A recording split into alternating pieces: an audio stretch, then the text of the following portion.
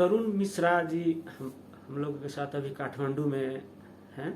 तरुण Mishra ji India से अभी काठमांडू आए हैं, खासकर सावन के महीना है और पशुपतिनाथ दर्शन के हेतु।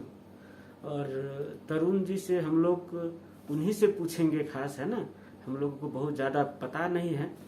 सर, सबसे पहले आप जो संस्था से रिप्रेजेंट करते हैं उसके बारे में थोड़ा बताइए।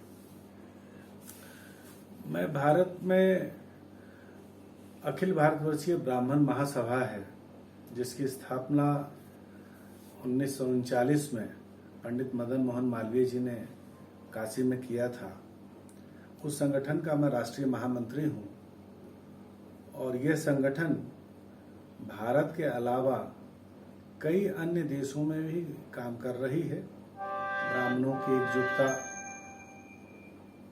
और भारतीय संस्कृति को बढ़ाने इन्हीं चीज़ों में हम लोगों से मिलते हैं हर देश में और एकजुट बनाने की कोशिश करते हैं। खास तौर पर अभी जो भारत में सत्तारूढ़ दल भारतीय जनता पार्टी, इससे आबद्ध इसको मतलब हम लोग जितने जानते हैं, क्या इसका शुभेच्छुक संस है? नहीं, सीधे सीधे अखिल भारतवर्षीय ब्राह्मण महासभा का किसी भी राजनीतिक दल से कोई जुड़ाव नहीं है, लेकिन इसमें जो लोग जुड़े हुए हैं वो अलग अलग दल के भी लोग हैं।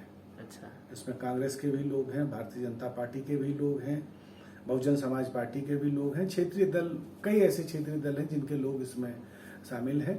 और लेकिन हैं सभी ब्राह्मण, अलग अलग ब्राह्मण, कोई गौर ब्राह्मण है, कोई मैथिल ब्राह्मण है, कोई सनाड ब्राह्मण है, सब अलग अलग ब्राह्मण हैं। लेकिन किसी भी एक व्यक्तिगत राजनीतिक दल से उनका जुड़ाव नहीं है, सब अलग अलग दल के हैं और सब भाई की तरह वहाँ पे काम करते हैं। अच्छा, आप व्यक्तिगत रूप में बीजेपी से जुड़े हुए हैं, है ना, और खास कर जो प्रधानमंत्री हैं और सत्तारूढ़ सरकार कहिए, उनसे मतलब करीबी रहकर आपका जो संबंध का है ना, और आपका जो वहाँ पर रोल बीजेपी में कुछ भारत में भारतीय जनता पार्टी का प्रत्येक कार्यकर्ता जी वो पार्टी का रोल मॉडल है जी। और हमारे मुखिया, हमारे प्रधानमंत्री श्री नरेंद्र मोदी जी हैं। भारतीय जनता पार्टी के कार्यकर्ताओं को राजनीतिक क्षेत्र में हर काम को करना पड़ता है जो पॉलिटिकल कार्यकर्ता को करना चाहिए, और बड़ी शिद्दत के साथ वो करते हैं और उसमें सफलता भी उनको मिलती है। और यही कारण है कि भारत में इस समय शक्तिशाली सरकार जिस नरेंद्र मोदी जी की अगुवाई में चल रही है। और अब हम लोग, आप काठमांडू आए हैं ना, और कुछ भेंट घाट भी किए होंगे पॉलिटिकल, जो अपना आपका व्यक्तिगत तौर पर जो संबंध होगा। नेपाल भारत संबंध आज के दिन में नेपाल में बहुत सारी मतलब चर्चा परिचर्चा का विषय कहिए, अभी नहीं, कुछ पिछले 7-8 वर्ष से भारत और नेपाल के संबंध में विभिन्न उतार चढ़ाव का घटना चल। आज के दिन में नेपाल भारत संबंध को आप, है ना, खासकर किस तरह से चित्रित करेंगे, है ना, क्या अवस्था नेपाल भारत संबंध को आप किस तरह से देखते हैं, है ना, किस तरह से आप इसको विश्लेषण करेंगे, अवस्था क्या है? आज बीता हुआ कल, आने वाला कल और परसों और सदा भारत नेपाल एक रहा है, सुख दुख का साथी रहा है और हमेशा रहेंगे। बहुत संक्षेप में ये बात कही जा रही है और इसी को मानना पड़ेगा और यही दृढ़ सत्य है। और जो पिछले समय इंडिया में भी बहुत सारे चर्चा हुई नेपाल के संबंध को लेकर, है ना, कुछ इधर उधर, और पिछले समय अब ठीक ठाक कहिए ना, कुछ इधर से आकर ठीक ठाक कहा जा रहा था। खास कर आप लोगों के वहाँ जो दिल्ली में आप लोग काम करते हैं, है ना, चाहे बीजेपी में हो, चाहे आप लोग का जो संगठन है अलग जिसके आप महामंत्री हैं, है ना, नेपाल को लेकर क्या मतलब वहाँ का जो पॉलिटिकल लीडर कहिए, राजनीतिक तह, है ना, वहाँ के राजनीतिक तह में नेपाल को लेकर किस तरह के मतलब मनोविज्ञान, जैसे नेपाल के राजनीतिक क्षेत्र में एक मनोविज्ञान है भारत के लेकर, वैसे भारत के अभी के मतलब खास करके सत्तारूढ़ बीजेपी व और भी अन्य भी, है ना, नेपाल को लेकर किस तरह के मनोविज्ञान, किस तरह से आप लोग वहाँ पर चर्चा परिचर्चा बहुत मतलब देखिए, हम लोग के बीच में जो बातचीत चलती है उसमें इस बात का तो जरूर जिक्र अभी ताज़ा हालात में आ रहा है कि नेपाल में राजनीतिक अस्थिरता इस समय बनी हुई है, और जिसका बहुत ताज़ा उदाहरण नेपाल के लोगों ने और पूरे विश्व ने हाल में देखा है कि एक प्रधानमंत्री को बदल के फिर दूसरा प्रधानमंत्री यहाँ पे 20 तारीख को उन्होंने शपथ लिया है। राजनीतिक अस्थिरता, इससे कोई भी देश अछूता नहीं है, समय समय पे सब जगह है, लेकिन सबसे बड़ी बात है कि लोकतंत्र का जिंदा रहना बहुत जरूरी है। लोकतंत्र अगर मर गया तो राजनीति कहाँ से आप करेंगे। लोकतंत्र की रक्षा करने का दायित्व किसी भी देश में उस देश के मतदाताओं का केवल काम नहीं है, ये उस देश के नेता, वहां का शासन, वहां का प्रशासन, ये सबका दायित्व है। नेपाल, मेरे हिसाब से, मैं ये अपनी व्यक्तिगत राय रखता हूं कि मेरे हिसाब से नेपाल में इस समय राजनीतिक अस्थिरता है और लोकतंत्र थोड़ा सा डगमगाया हुआ है, जिसको ठीक करने की कोशिश हो रही है। और जैसा कि मुझे पता लग रहा है कि शायद बहुत जल्दी यहाँ मंत्रिमंडल का विस्तार होगा और लोग बहुत प्रतीक्षा कर रहे हैं कि इन सब चीज़ों को ख़त्म करके और सरकार सुचारू रूप से काम करना शुरू करे, ताकि जो विकास का काम यहाँ पर रुक गया है वो यहाँ चालू हो जाए। और भारत भी यही चाहेगा कि नेपाल की तरक्की हमेशा बनी रहे। और जैसे नेपाल के राजनीति के साथ ही विकास में भी भारत का सबसे बड़ा कहिए ना भूमिका रहा है जी। भारत का जो सहयोग है ना, हाँ। सबसे आगे मतलब उच्च तह पर। और आप स्वाभाविक है, आप काठमांडू आए हैं, 4-5 दिन से हैं, तो यहाँ के नेता सबसे मिले हैं। आज प्रधानमंत्री शेरबहादुर देउबा से मिले हैं। उन लोगों से जो बात हुआ, जैसे खासकर प्रधानमंत्री से है ना, देउबा जी से, तो आपको किस तरह के आप लोग का बात क्या मतलब? मुख्य रूप से मैं सबसे पहले तो मैं प्रधानमंत्री जी का और उनके कार्यालय का मैं आभार व्यक्त करता हूं कि उन्होंने मुझे मिलने का अवसर दिया और मैं आज उनको मिला। उनको प्रधानमंत्री बनने पे मैंने उनको बधाई और शुभकामनाएं दी। और मुख्य रूप से जो मैंने उनसे चर्चा की वो मैंने इस तरह से किया कि नेपाल जो लोग भी आते हैं पूरे विश्व से, उनका 2 ही मकसद होता है। एक है बाबा पशुपतिनाथ के दर्शन और दूसरा है यहाँ का टूरिज्म। मैं नेपाल इतना ज़्यादा घूमा नहीं हूँ, लेकिन टूरिज्म के क्षेत्र में ये काफ़ी फैला हुआ क्षेत्र है नेपाल। मैंने माननीय प्रधानमंत्री जी से अनुरोध किया कि नेपाल की स्थिति धीरे धीरे इस प्रकार से हो रही अस्थिरता के कारण आपका टूरिज्म सेक्टर भी डगमगा रहा है। लोगों का आना यहाँ कम हो गया है, लोग असुरक्षित महसूस करने लगे हैं। बाबा मंदिर के बारे में भी, पशुपतिनाथ बाबा जी के मंदिर के बारे में भी मैंने जिक्र किया कि इतना ज़्यादा फैला हुआ यह क्षेत्र है, लेकिन यात्री श्रद्धालु जो आते हैं यहाँ पे, उनकी सुविधा का यहाँ पे ध्यान नहीं रखा गया है। उनके लिए और ज़्यादा यात्री सुविधा, धर्मशाला हो, इंतजार करने का जो एक स्थान हो, पीने के पानी का स्थान हो, ये सब चीज़ों का वहाँ पे अभाव है। आज अगर वहाँ पे बहुत तेज़ बारिश हो जाए तो किसी को रुकने के लिए वहाँ पे कहीं 2 घंटे 4 घंटे अगर बारिश बंद न हो और उसको रुकना पड़े तो उसमें वो बिना भीगे हुए वहाँ से बच के नहीं आ सकता है। ऐसी स्थिति, इन सब विषयों पे चर्चा हुई है मेरी प्रधानमंत्री जी से। और आप चर्चा ही के बाबा पशुपतिनाथ को है ना, और खास करके नेपाल में पिछले समय कुछ मनोविज्ञान कहिए, पिछले 5-7 जब से नया संविधान आया, कि भारत में बहुत ज़्यादा मतलब लोग दुखित हैं नेपाल से, है ना, भारत के, कि यहाँ पर जो हिंदू राष्ट्र था वो चला गया है ना, और उसको लेकर अब नेपाल में बहुत सारे, या भ्रम कहे या सत्य, लेकिन चर्चा क्या होता है कि भारत मतलब चाहता है कि नेपाल हिंदू राष्ट्र हो जाए, तब उसको सहज मतलब है ना, कुछ इस तरह का डिबेट यहाँ के पॉलिटिकल डिस्कोर्स में, नेपाल के पॉलिटिकल है ना। और ये अभी से नहीं, जब से संविधान जारी हुआ, मधेश का असंतुष्टि सब रहा था अपना, है ना, और बहुत ज़बरदस्त डिबेट नेपाल के पॉलिटिकल डिस्कोर्स में आज के डेट पर भी है कि भारत के संग अब हम लोग नया ढंग से जब रिलेशन डेवलपमेंट करेंगे तो क्या, कैसे उसको किया जाए, ना किया जाए, है ना। भारत में इसको लेकर क्या है बीजेपी और ऑल ओवर है ना। अब कुछ नेपाल के पॉलिटिकल डिस्कोर्स में ऐसा है कि सिर्फ बीजेपी ही नहीं, भारत में जितने राजनीतिक दल हैं सभी नेपाल को हिंदू राष्ट्र के ही रूप में देखना उन लोगों का चाहना था, लेकिन वो हो नहीं पाया है ना।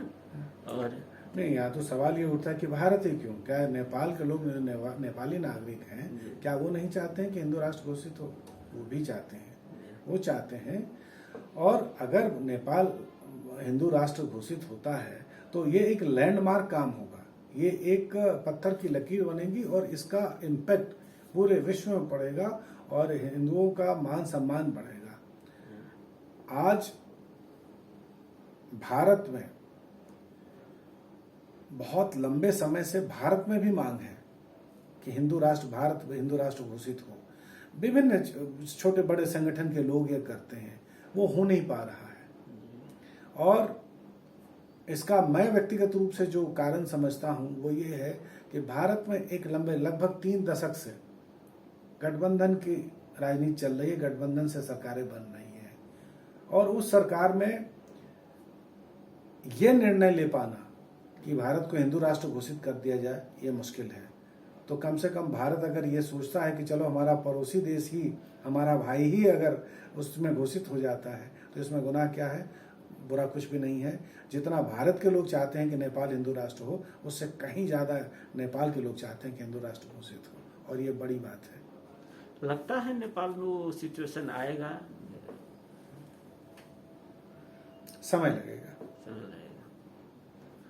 और ओवरऑल अब आप स्वयं मोदी जी से करीब रहकर काम भी विगत में किए हैं। जब मोदी जी इंडिया में आए तो उनको नेपाल प्रति इतना असाध्य मतलब उनको लगाव था जो प्रकट हो रहा था, है ना। जैसे भूटान गए तो हाउस में भूटान के सट्टा नेपाल का नाम है ना, और नेपाल आने के बाद इतना उत्साहित थे बाबा पशुपतिनाथ के दर्शन करने के बाद।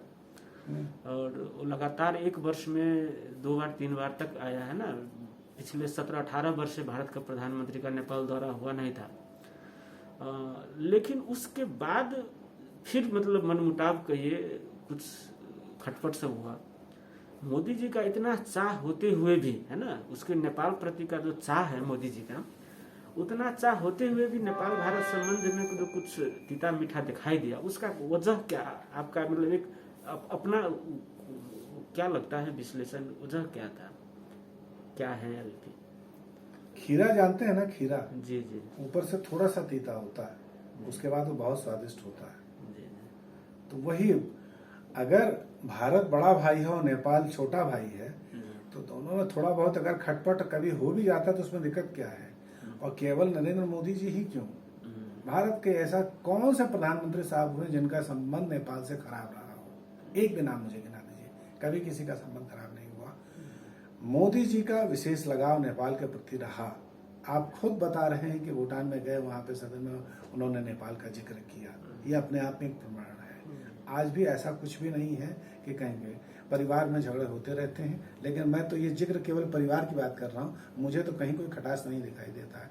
आज मैं नेपाल के प्रधानमंत्री जी से मैं मिला हूँ और उन्होंने भारत के कुछ, मैं नाम यहाँ नहीं लेना चाहूँगा, भारत के कुछ नेताओं का बड़ा आदर सम्मान के साथ उन्होंने जिक्र किया और उनके साथ अपने पुराने संबंध और बातचीत का भी उन्होंने जिक्र किया। और ये मेरे लिए विशेष करके बड़े गौरव की बात थी, क्योंकि उनमें से कुछ लीडर ऐसे भी थे जिनका नाम उन्होंने लिया, जिनके साथ मैंने काम किया हुआ है। तो कहीं कोई झगड़ा नहीं है, तीता मीठा कुछ भी नहीं है, जरा सा तीता तीता है। सब्जी भी आप कोई खरीदते हैं तो उसको छीलते हैं तब अच्छा होता है।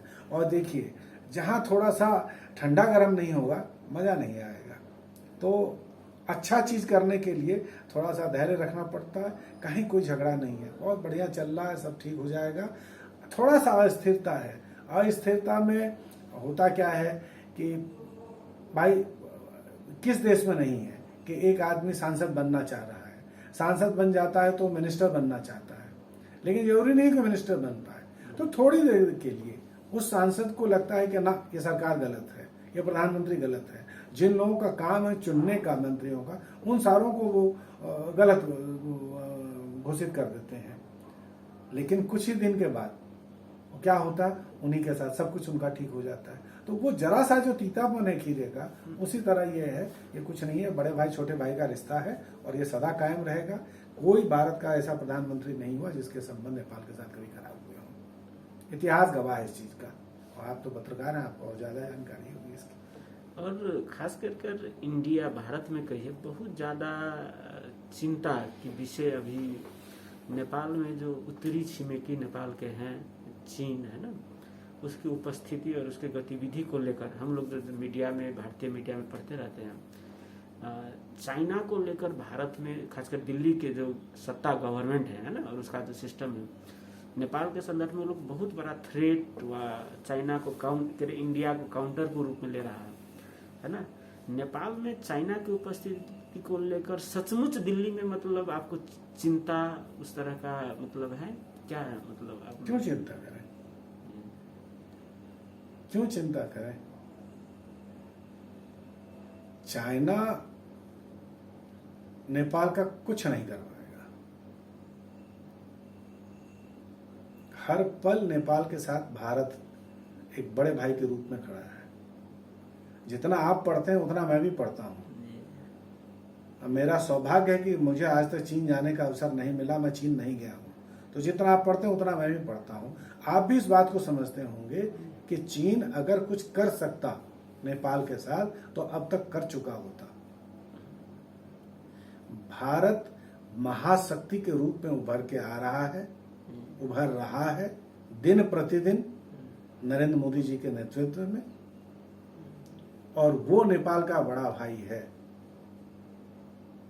नेपाल को आंख दिखाने वालों को उससे बड़ा आंख दिखाया जाएगा।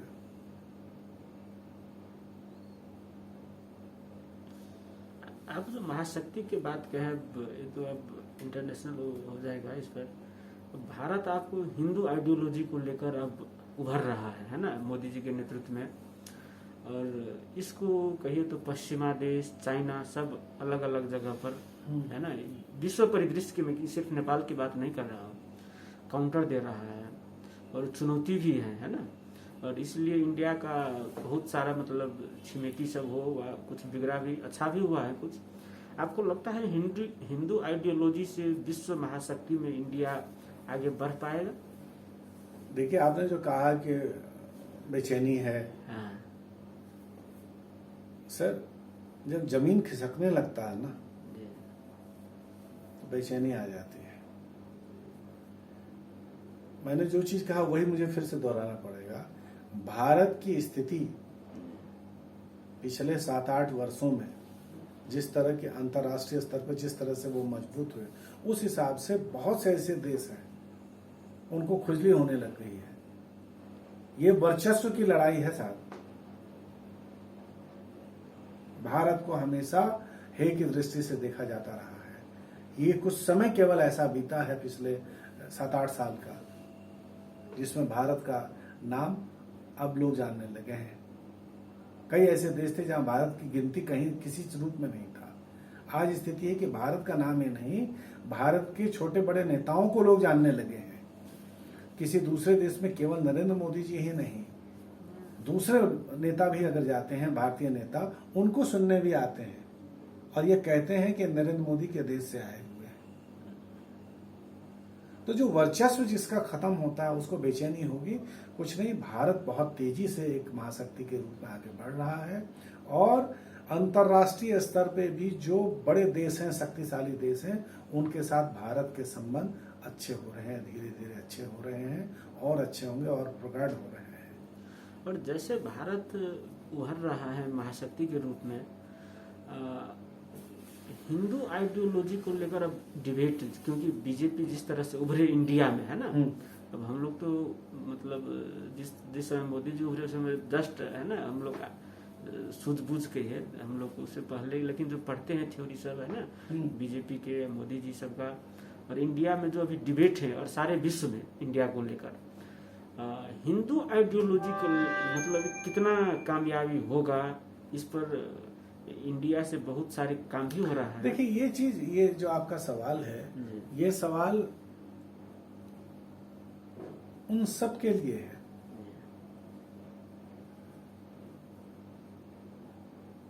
हिंदू राष्ट्र या हिंदू आइडियोलॉजी को आइडियोलॉजी जी आप एक्सप्लोर करने के लिए जी प्रत्येक हिंदू का दायित्व है, चाहे वो नेता है, अभिनेता है, खिलाड़ी है, आम नागरिक है, दुकान में काम करने वाला है, रिक्शा पुलर है, कोई भी है।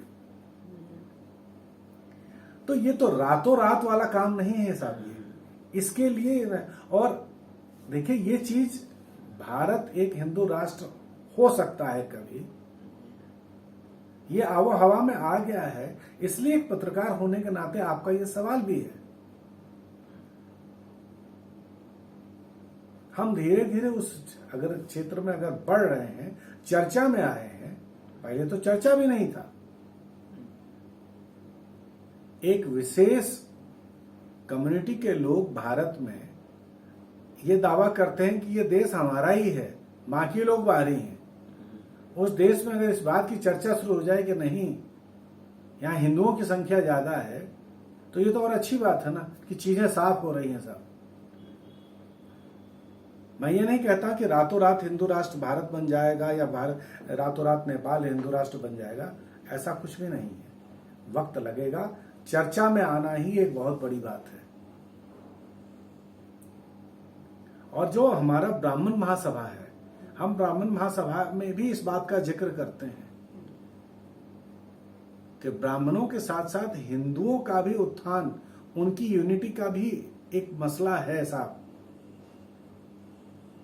कुछ ऐसी ताकतें भी काम कर रही हैं जो इनको एक नहीं होने दे रही है, जोड़ने नहीं दे रही हैं, फ्रिक्शन पैदा कर रही हैं। नेपाल में भी देखिए ना, नेपाल के में पॉलिटिकल अस्थिरता, डेवलपमेंट का अभाव, क्या इसमें किसी आपको दूसरे देश का हस्तक्षेप नहीं दिखाई देता है? क्या नेपाल के लोग या नेपाल का पॉलिटिकल सिस्टम इस बात को समझ नहीं पा रहा, खूब अच्छे से समझ पा रहा है?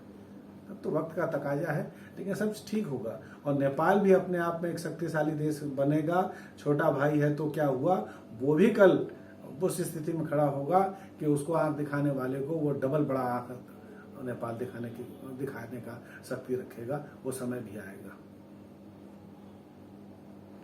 और आप नेपाल और भारत के संबंध को लेकर कुछ अगर आपको कुछ कहना हो? मैं कह चुका हूँ, बड़े भाई छोटे भाई का रिश्ता है, इसके बाद क्या बचा?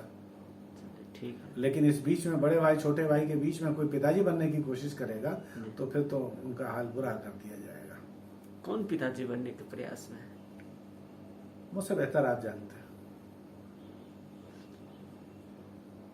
बन पाएगा? कैसे बनने देंगे?